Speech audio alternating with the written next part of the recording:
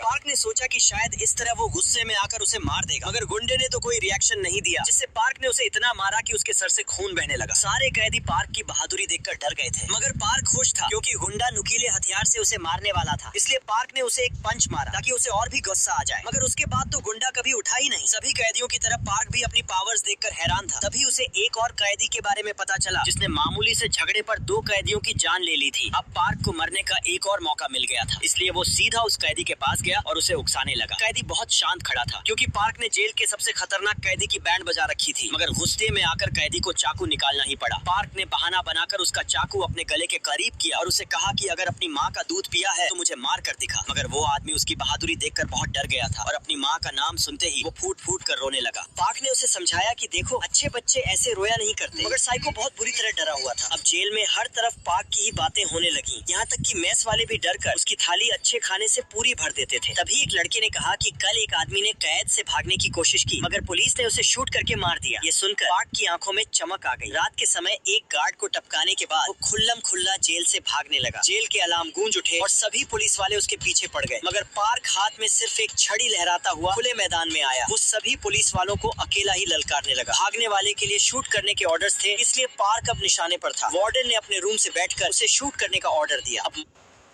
मौत को सामने देखकर पार्क अपनी फैमिली के बारे में सोचने लगा। पुलिस ट्रिगर दबाने ही वाली थी कि तभी वार्डन की ये देखकर फट गई। ये लड़का तो कोई और नहीं बल्कि पार्क है। उसने तुरंत ऑर्डर वापस लिए और पार्क को जिंदा पकड़कर लाया गया। एक्चुअली अब पुलिस भी उससे डरने लगी थी। वो समझने लगे शायद पार्क शहर के सबसे खतरनाक गैंग बिग माउस का लीडर है, इसलिए अगर पार्क को कुछ हुआ तो उसकी गैंग इन्हें जिंदा नहीं छोड़ेगी। अगले दिन लालची वार्डन सभी कैदियों को एक जगह बुलाकर बोला कि जो मुझे पैसे देगा उसे अच्छा खाना और इज्जत मिलेगी और बाकी सबको सड़ी हुई जिंदगी जीनी पड़ेगी। अब अमीर कैदियों के मजे लग गए, उन्हें हर तरह की सुविधाएं मिलने लगी, मगर दूसरी तरफ गरीब कैदियों को गधों जितना काम करना पड़ा। खाने के नाम पर पार्क को पानी ही मिला, इसलिए उसने गुस्से में एक आवाज लगाई। उसकी दहाड़ सुनकर सभी सहम गए। उसने सभी कैदियों को इकट्ठा किया और खाने की बाल्टियां लेकर वार्डन की ओर जाने लगे। रास्ते में उन्हें स्पेशल फोर्स ने रोक लिया, मगर पार्क ने खाने से भरी हुई बाल्टी उन पर फेंक दी। मेस में बैठे अमीर कैदी भी ये तमाशा देखने लगे। पार्क रुकने का नाम ही नहीं ले रहा था। उसने सारा खाना पुलिस वालों पर फेंक दिया। तभी वार्डन ने खुद आकर पार्क को शांत कराया। पार्क ने उसके कान में जाकर कुछ कहा, जिससे वार्डन ने ऐलान किया कि अब से सभी कैदियों को एक जैसा खाना मिलेगा। सभी कैदी खुशी से झूम उठे क्योंकि उन्हें अब एक ऐसा लीडर मिल चुका था जो उनके लिए वार्डन से भी लड़ सकता था। अगर कोई प्रॉब्लम होती तो पार्क सीधा वार्डन के रूम में जाकर उसे धमकाने लगता।